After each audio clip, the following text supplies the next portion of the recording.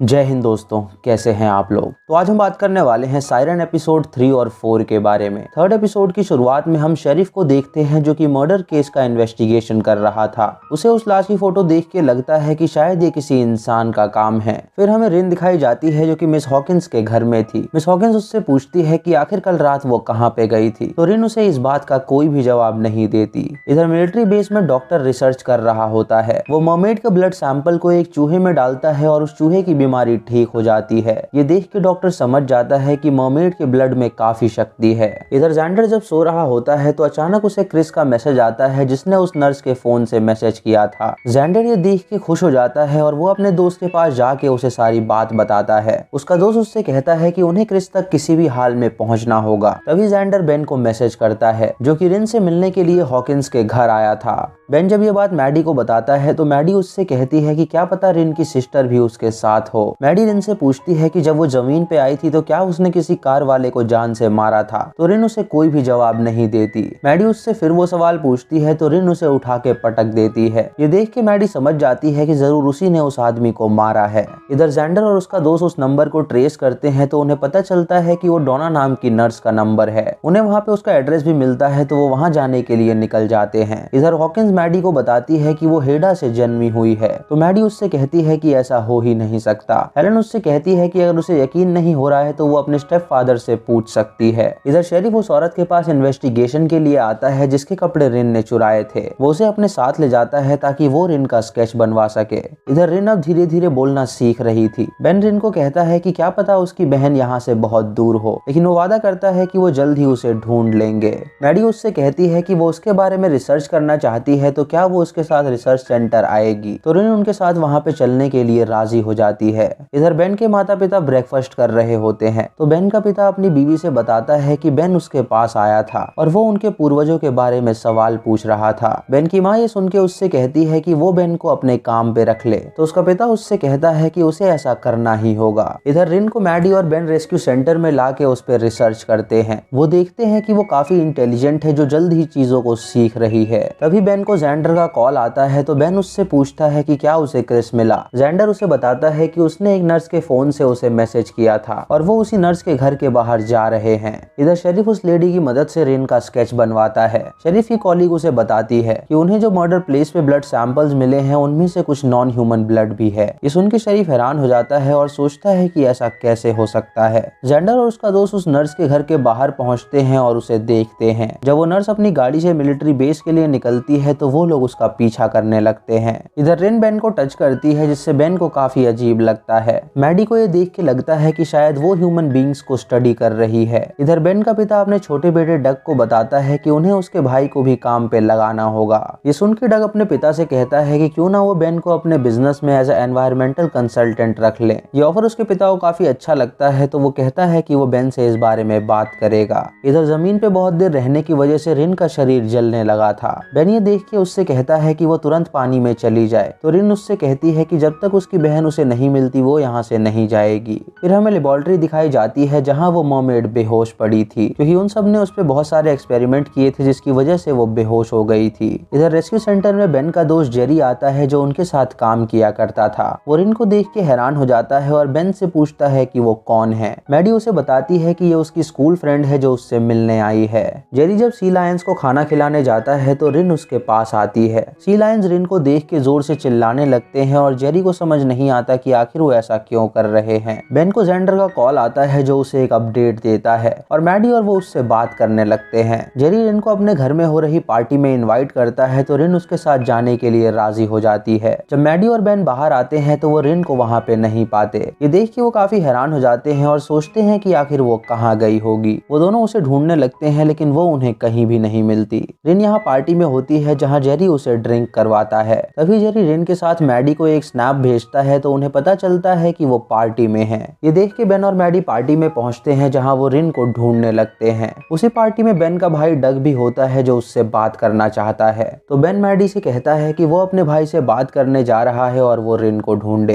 इधर वो doctor general को बुलाता है और उस मरमेड की हालत दिखाता है। जनरल डॉक्टर से कहता है कि ये उसकी ड्यूटी है कि वो उस क्रीचर को जिंदा रखे क्योंकि उन्हें अभी और भी कई सारे एक्सपेरिमेंट्स उस पे करने हैं। इधर डग अपने भाई को बताता है कि उनके पिता चाहते हैं कि वो भी उनके साथ काम करे। तो बेन उससे कहता है कि वो फैमिली बिजनेस में हाथ नहीं बटाना चाहता है। तभी उसे रिन दिखती है तो बेन उसके पास जाता है, लेकिन अचानक रिन को किसी का धक्का लगता है और वो पानी में जा गिरती है। मैडी और बेन ये देख के हैरान हो जाते हैं और उन्हें लगता है कि शायद अब वो मर्मेड बन जाएगी, लेकिन ऐसा बिल्कुल नहीं होता और मैडी रिन को बाहर निकालती है। तभी वहाँ पे पुलिस आ जाती है जो पार्टी को बंद करने के लिए कहती है। शेरिफ बेन के पास आके उसे रिन का स्केच दिखाता है और उससे पूछता है कि क्या उसने इस लड़की को देखा है। बेन उससे झूठ कहता है कि उसने इसे नहीं देखा है। मैडी रिन को रूम में ले जाती है और उसे लॉक कर देती है। वो उससे कहती है कि बाहर पुलिस है तो अभी वो बाहर नहीं जा सकते। इधर जेंडर और उसका दोस्त उस नर्स का पीछा करते हुए मिलिट्री बेस तक पहुंचते हैं, लेकिन जब मिलिट्री मैन उनकी गाड़ी को देखते हैं तो वो गन लेके उनकी तरफ आने लगते हैं। ये देख के जेंडर काफी डर जाता है और गाड़ी मोड़ के वहां से भाग जाता है। मैडी रिन से पूछती है कि जब वो पानी में गिरी तो वो मर्मेड क्यों नहीं बनी। तो रिन उसे बताती है कि वो सिर्फ ओशन वाटर में ही मर्मेड बन सकती है। उसके बाद मैडी उसे सच और झूठ के बारे में समझाती है और उसे बताती है कि जो लोग उसकी मदद कर रहे हैं उन पे वो ट्रस्ट कर सकती है।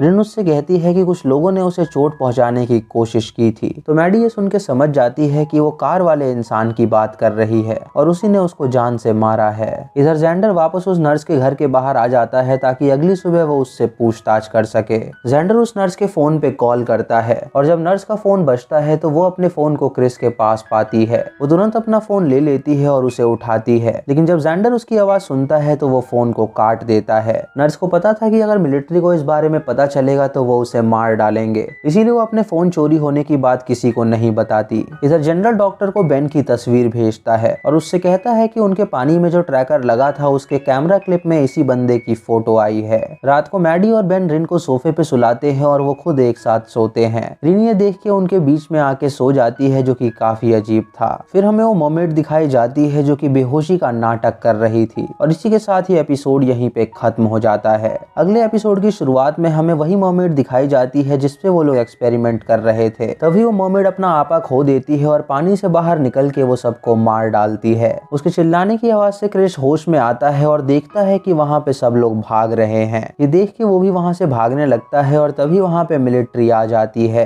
क्रिस अपने सामने एक लड़की को पाता है और हम देखते हैं कि वो मर्मेड है, लेकिन क्रिस उसे एक नर्स समझता है और जख्मी हालत में उसे देख के वो उसे अपने साथ ले जाता है। वो उसकी जेब से गाड़ी की चाबी निकालता है और उस गाड़ी में बैठ के वहाँ से भाग निकलता है। इधर जेंडर और उसका दोस्त उस नर्स के वापस आने का इंतजार कर रहे होते हैं, लेकिन उन्हें काफी देर हो जाती है और वो नर्स वापस नहीं आती। अगली सुबह मैडी और बेन एक साथ नहाते हैं तो रिन उन्हें देख लेती है। कुछ देर बाद वो रिन का शरीर देखते हैं जो कि जल रहा था। वो उससे कहते हैं कि उसे तुरंत पानी में जाना होगा। तो रिन उससे कहती है कि वो अपनी बहन को ढूंढे बिना नहीं जाएगी। तभी रिन मैडी का नेकलेस देखती है जो उसे काफी पसंद आता है। मैडी उसे बताती है कि इस पे चांद बना हुआ है। बेन जेंडर को कॉल करता है और उससे पूछता है कि वो कहाँ पर है। तो जेंडर उसे नर्स के घर का एड्रेस देता है और उससे कहता है कि वो वहाँ पे उसका इंतजार कर रहा है। बेन और मैडी ये सुन के वहाँ पे जाने के लिए निकलते हैं तो रिन उनसे कहती है कि वो भी उनके साथ आएगी। बेन उसे समझाता है और उससे कहता है कि उसकी हालत काफी खराब हो रही है और वो नहीं चाहता कि वो उनके साथ आए। इधर शेरिफ बार में आता है जहाँ उसे डग मिलता है। वो डग को रिन का स्केच दिखा के उससे पूछता है कि क्या वो इस लड़की को जानता है। तो डग उससे कहता है कि कल रात उसने इस लड़की को उसकी बेटी के साथ देखा था। ये सुन के शेरिफ हैरान हो जाता है और सोचता है कि आखिर उसकी बेटी ने उसे इसके बारे में क्यों नहीं बताया। बेन और मैडी रिन को मिस हॉकिंस के घर ले आते हैं जहाँ मिस हॉकिंस उन्हें बताती है कि मर्मेड्स में एक खास बात होती है, वो जितनी बार भी जमीन पे आती है उनकी रहने की क्षमता और बढ़ जाती है। ये सुन के बेन उससे पूछता है कि अगर अगली बार रिन यहाँ पे आएगी तो वो और देर तक रह सकती है। तो मिस हॉकिंस उससे कहती है कि उन्हें जल्दी से इसकी बहन को ढूंढना होगा ताकि वो खुशी खुशी यहाँ से जा सके। इधर वो मर्मेड और क्रिस कार में भाग रहे होते हैं। क्रिस उस लड़की से उसका नाम पूछता है लेकिन वो मर्मेड उसे कोई जवाब नहीं देती। ये सुन के क्रिस उसकी आईडी देखता है जिसमें डोना लिखा हुआ था और दोस्तों ये उसी नर्स का नाम था जिसका फोन क्रिस ने चुराया था, यानी उस मर्मेड ने उस नर्स को भी मार डाला था। इधर डॉक्टर जब अपने लेबोरेटरी में आता है तो वो देखता है कि वो मर्मेड वहाँ से भाग गई है और उसने उसके सारे कॉलीग्स को मार डाला है। बेन और मैडी जब जेंडर के पास जा रहे होते हैं तो बेन मैडी से कहता है कि वो रिन पे एक ट्रैकर लगाना चाहता है क्योंकि वो जानना चाहता है कि वो समुद्र के अंदर क्या करती है। मैडी ये सुन के उससे कहती है कि वो उसकी मर्जी के बिना ऐसा नहीं कर सकते, अगर उसे उन पे ट्रस्ट होगा तो वो उनका ट्रैकर जरूर पहनेगी। इधर मिस हॉकिंस रिन के घाव पे पेस्ट लगाती हैं ताकि वो ठीक हो सके। वो उससे कहती है कि वो धीरे धीरे कमजोर पड़ती जा रही है तो वो पानी में जल्द चली जाए। तभी रिन मिस हॉकिंस के पैर को देखती है जो कि जले हुए थे, मानो कि वो भी एक मर्मेड हो। मिस हॉकिंस उससे कहती है कि ये उसके घाव के निशान हैं और ये उसे इन लोगों ने दिए हैं क्योंकि वो उसे कभी समझ नहीं पाए थे। इधर मिलिट्री बेस में उस डॉक्टर को उस मर्मेड की स्किन दिखती है और जब वो उसे छूता है तो वो राख बन जाती है। ये देख के वो हैरान हो जाता है और सोचने लगता है कि आखिर ये क्या है। इधर बेन और मैडी जेंडर और उसके दोस्त के पास पहुंचते हैं। वो उससे पूछते हैं कि क्या वो नर्स घर वापस आई, तो जेंडर उसे बताता है कि अभी तक वो वापस नहीं आई है। मैडी ये सुन के उससे कहती है कि क्यों ना वो उसके घर में जाके तलाशी ले। तो वो सभी उसके घर में दाखिल हो जाते हैं और सामान ढूंढने लगते हैं। तभी जेंडर देखता है कि मिलिट्री के 2 आदमी उसके घर की ओर आ रहे हैं। ये देख के वो सभी छुप जाते हैं और वो बंदे उसके घर से सारा सामान उठा के ले जाते हैं।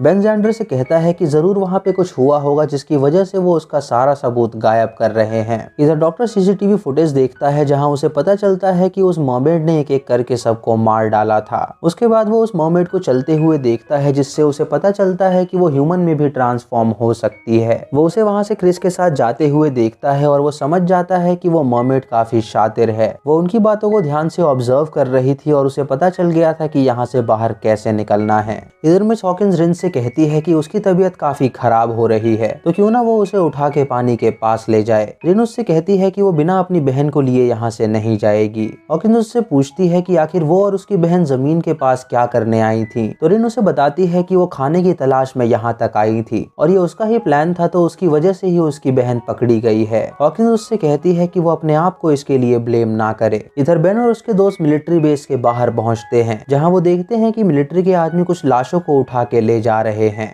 ये देख के जेंडर बेन से कहता है कि वो उस गाड़ी का पीछा करने जा रहा है। तभी हॉकिंस बेन को करती है और उससे कहती है कि रिन की तबीयत काफी खराब हो रही है। तो मैडी और बेन रिन के पास जाने के लिए निकल जाते हैं। क्रिस और मर्मेड एक जगह पे पहुंचते हैं रेस्ट करने के लिए। मर्मेड क्रिस से वाटर कहती है तो क्रिस उसे टैप वाटर खोल के दिखाता है, लेकिन मर्मेड अपने पानी में जाना चाहती थी तो वो जंगलों की ओर चली जाती है। इधर जनरल डॉक्टर को डांटता है और उससे कहता है कि ये सब उसकी गलती है। उसने सुना है कि वो रातों तक उस मर्मेड के सामने बैठ के उसे देखा करता था और उसे लगता है कि शायद उस मर्मेड ने उस पर जादू कर दिया था जिसकी वजह से यहाँ से भाग निकली है।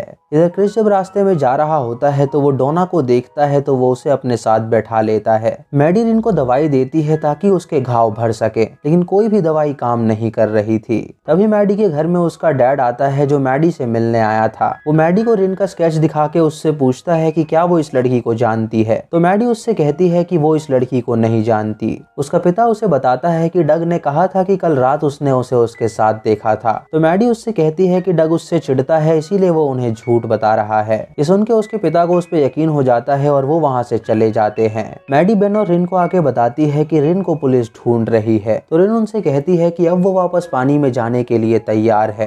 क्रिस को डोना की जेब से उस नर्स का फोन मिलता है तो वो जेंडर को कॉल करके अपनी लोकेशन देता है और उससे कहता है कि वो वहाँ पे उससे मिलने आए। इधर मैडी अपने नेकलेस में ट्रैकर लगाती है और रिन को उसे पहनने के लिए कहती है। वो उससे कहती है कि इसके अंदर ट्रैकर है और अगर वो इसे पहनना चाहती है तो वो ले सकती है। ये सुन के रिन उस नेकलेस को एक्सेप्ट कर लेती है क्योंकि उसे उन पे विश्वास था। तभी जेंडर बेन को मैसेज करता है कि उन्हें क्रिस मिल गया है। ये देख के बेन मैडी और रिन को लेके उस लोकेशन पे पहुंचता है। तभी उन्हें क्रिस दिखता है तो मैडी और बेन उसके पास जाते हैं। रिन को वहाँ पे अपनी बहन दिखती है जिसे देख के वो काफी खुश हो जाती है। वो गाड़ी से उतर के उसके पीछे जाने लगती है। बेन क्रिस को संभालता है और उससे कहता है कि वो चिंता ना करे, वो जल्द ही ठीक हो जाएगा। तभी वहाँ पे जेंडर और उसके दोस्त आ जाते हैं जो क्रिस को देख के काफी खुश हो जाते हैं। वो क्रिस को अपनी गाड़ी में बैठाते हैं ताकि वो उसके इलाज के लिए उसे ले जा सकें। जेंडर बेन के गले लग के उसका शुक्रिया अदा करता है क्योंकि उसने उसके दोस्त की मदद की थी। रिन जोर से चिल्लाती है तो उसकी बहन उसे देख लेती है और वो दोनों एक दूसरे को देख के काफी खुश हो जाती हैं। उसके बाद वो दोनों पानी में जाके गायब हो जाती हैं।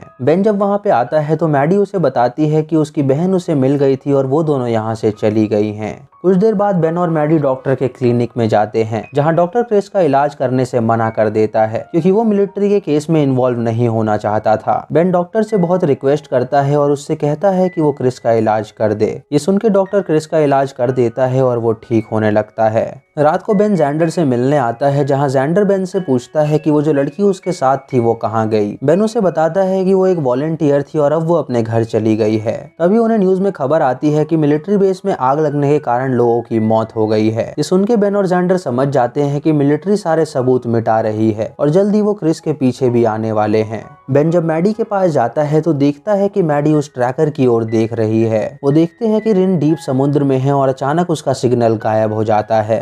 इधर वो डॉक्टर रिसर्च करते हुए समुद्र की ओर पहुंचता है और उसे पता चलता है कि वो मर्मेड यहाँ से चली गई है। तभी हम रिन और उसकी बहन को देखते हैं जो कि समुद्र में आराम से तैर रही थी। और इसी के साथ 4th एपिसोड यहीं पे खत्म हो जाता है। तो दोस्तों ये थे सायरन के 3rd और 4th एपिसोड की कहानी। अगर आपको वीडियो पसंद आई हो तो आप हमें कमेंट सेक्शन में जरूर बताएं। चैनल पे नए हैं तो इसे सब्सक्राइब करें और बेल आइकॉन दबाएं नोटिफिकेशंस के लिए। वीडियो को लाइक और शेयर करना बिल्कुल मत भूलिएगा। तो मैं मिलता हूँ आपको अगली वीडियो में, तब तक के लिए जय हिंद।